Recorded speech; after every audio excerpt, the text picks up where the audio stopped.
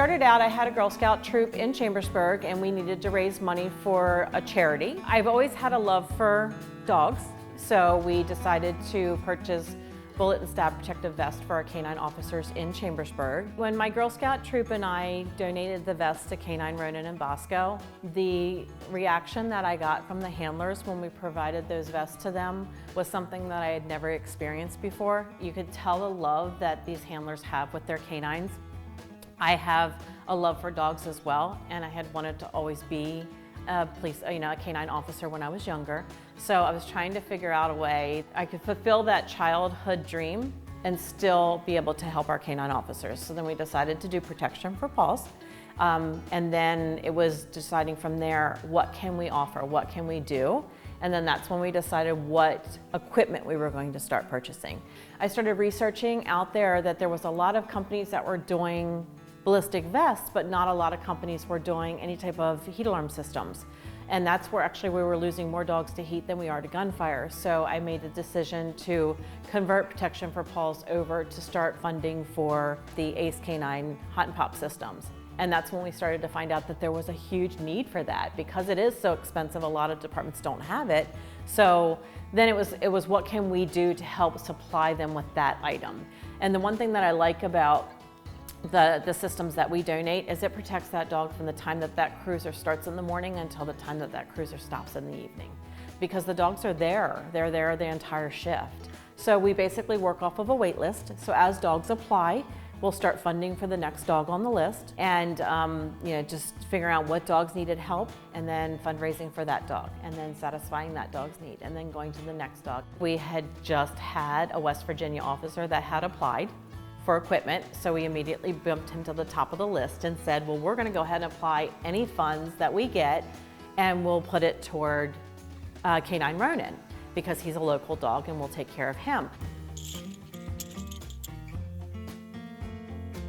So we drove up, we set up, we stood out in the rain. We had a Pennsylvania State Police officer bring his canine over and we were able to meet him. My intention was to come up and hopefully raise enough to at least cover half of his equipment. It was a rainy day, it was miserable out. I wasn't sure how many people were gonna show there, so I kind of put my expectations a little bit lower. The guys at CJ Pony Parts were amazing. All of you guys are absolutely awesome. And so after the event was over, we went inside and at that time a check was presented to us. We were expecting originally it to only be about $1,000.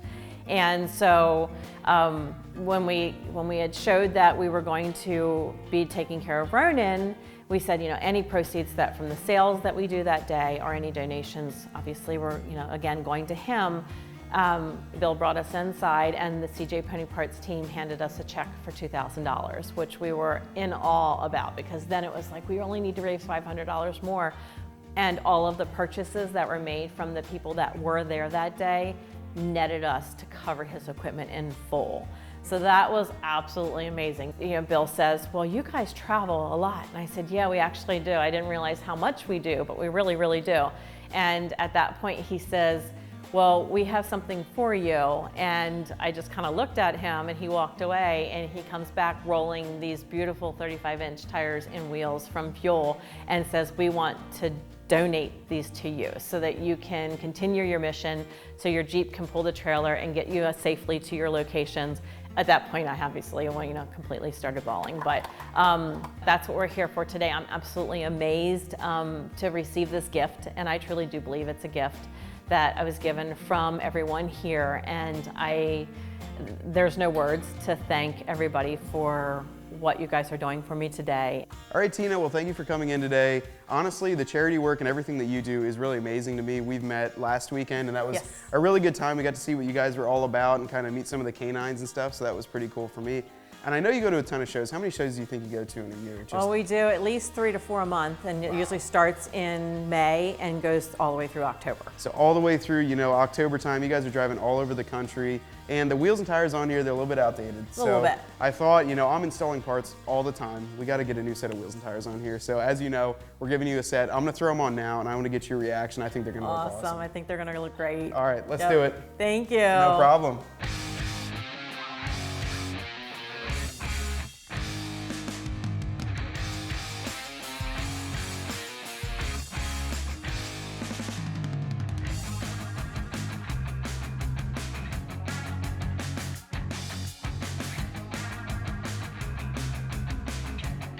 All right, Tina, well, we wrapped it up. It only took about, what, 15 minutes, and we completely changed the look of your Jeep. Yes, you did. What do you think about it? I think it looks awesome. Yeah. It looks amazing. Yeah, me too. You know, Fuel Off-Road really hooked us up too. They're a great vendor, and I'm really happy with the way everything turned out with your Jeep. And we couldn't be more supportive of what you do, you know, for our community as well as many other communities. So thank you for coming in. Thank you. And for the chance to work on your Jeep. So Awesome. Thank you. I'll see you so guys much. next time. Thank you.